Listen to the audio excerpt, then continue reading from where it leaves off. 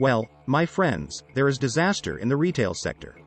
You have probably already heard that Kohls has been in trouble for a while now. And that management has been trying to sell the company. And that, so far, no reasonable offers have been received. So, the company continues to operate independently. Well, we all know what normally happens to public companies whose financial performance degrades or languishes for long periods of time. You guessed it, activist shareholders come along and push for big changes. Similarly, Bed Bath & Beyond is heading into what might be its last holiday season. Saddled with huge debt on its balance sheet and an unimpressive product lineup, financial disaster appears to be on the horizon. And, of course, its recent chief financial officer recently committed suicide. What does all of this mean for the retail industry? What does this mean for the US economy? And what does this mean for the future of the United States? But, before we get into all of that, please hit the like button and leave us a comment below. We would love to hear from you. Please subscribe and hit the bell icon so that you are notified when new videos are released. We have all seen this movie before. Public company falls on hard times and things do not seem to be getting any better despite high-profile management initiatives. So, enter an activist shareholder and things get interesting from there. In the case of Kohls, activist investor Ancora Holdings has entered the picture and is pushing the board to fire Kohl's CEO and chairman. Michelle Gass has been the CEO of Kohl's since 2018. Peter Boneparth became Kohl's chairman this year. This is not the first time that Ancora Holdings has pushed to restructure Kohls Board. The activist shareholder expressed its demands in a letter to the board on Thursday. Ancora has only a 2.5% stake in Kohl's. But activist shareholders typically curry favor and support from other institutional shareholders, most of whom hold much larger stakes. Ancora is demanding new leadership so that Kohl's can revamp its business. Kohl's needs new leadership with demonstrated experience in cost containment, margin expansion, product catalog optimization and, most importantly, turnarounds, said Ancora in the letter. Kohl's tried to sell the entire company to Franchise Group. But talks stalled and were eventually terminated because a deal could not be struck.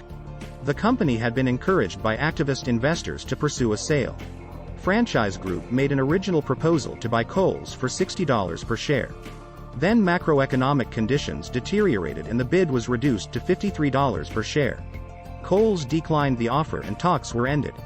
CEO Michelle Gass took over as CEO for Kevin Mansell 4 years ago.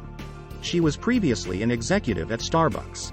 She brought expansion plans, including the more Sephora mini-stores within Kohl's stores. The Ancora letter referred to Gass as a talented leader, and actually endorsed the Sephora partnership. Peter Boneparth became Kohl's chairman in 2022 but has been a director at Kohl's since 2008. During the Boneparth era, the board has created an environment in which Ms. Gass is no longer well positioned to lead, the Ancora letter said. Ancora Holdings tried to take control of Kohls Board in 2021. At that time, Ancora and other shareholders demanded new directors with retail experience. They also demanded inventory reduction in the sale of real estate owned by Kohl's. Kohls Board resisted the demand and the sides settled by adding 3 new directors. Oak Street Real Estate Capital made a bid for real estate held by Kohl's earlier in September. Oak Street offered $2 billion for all of Kohl's real estate. If the deal were to go through, Kohl's would have to lease back its store locations. Now you've got an environment where financing has changed so much that it may in fact be more attractive to use real estate as a monetization vehicle, board chairman Boneparth said. Neither Kohl's nor Ancora Holdings responded to requests for comment. Of course, Kohl's is not the only struggling retailer these days. Bed Bath & Beyond is in serious trouble. The company is hoping that a major change in strategy will help it to survive. The plan is for the company to transition its inventory to more well-recognized brands. Wall Street analysts think that the upcoming holiday season will determine whether the company survives. Bed Bath & Beyond has a ton of debt on its weak balance sheet. It is working through issues related to a leadership transition. And its relations with suppliers have been rocky to say the least. A bad holiday season could worsen Bed Bath's already declining sales and force the company into bankruptcy. Retail stores need hot items on the shelves when customers want them. During the holiday season, this includes small appliances like air fryers and stand mixers. 2 years ago, Bed Bath did not have any of these on their shelves for customers to buy.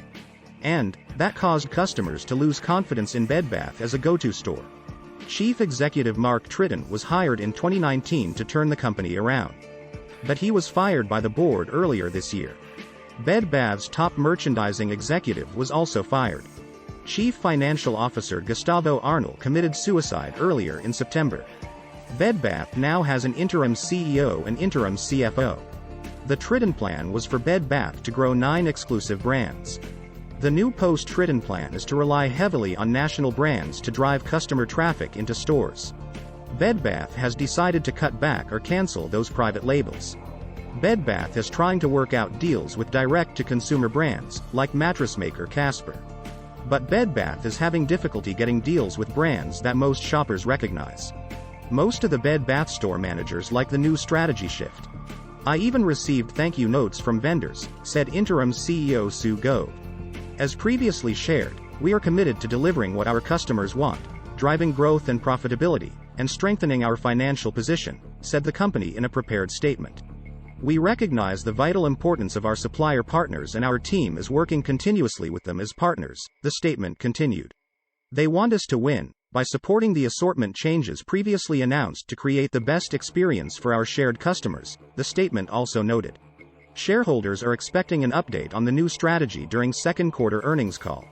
The main reason Bed Bath has strained relations with merchandise vendors is that their payments have been chronically late. Well-known brands were also put off by Bed Bath developing private labels and losing shoppers. The deteriorating macroeconomic environment has intensified the problems and worsened relations. But, what do you think? Is there really any plan under which Kohls can actually be successful? Or is it just dead money? And will Bed Bath survive to see 2023? Please hit the like button and leave us a comment below. We would love to hear from you. Please subscribe and hit the bell icon so that you are notified when new videos are released. Please share this video on social media. Thank you for watching.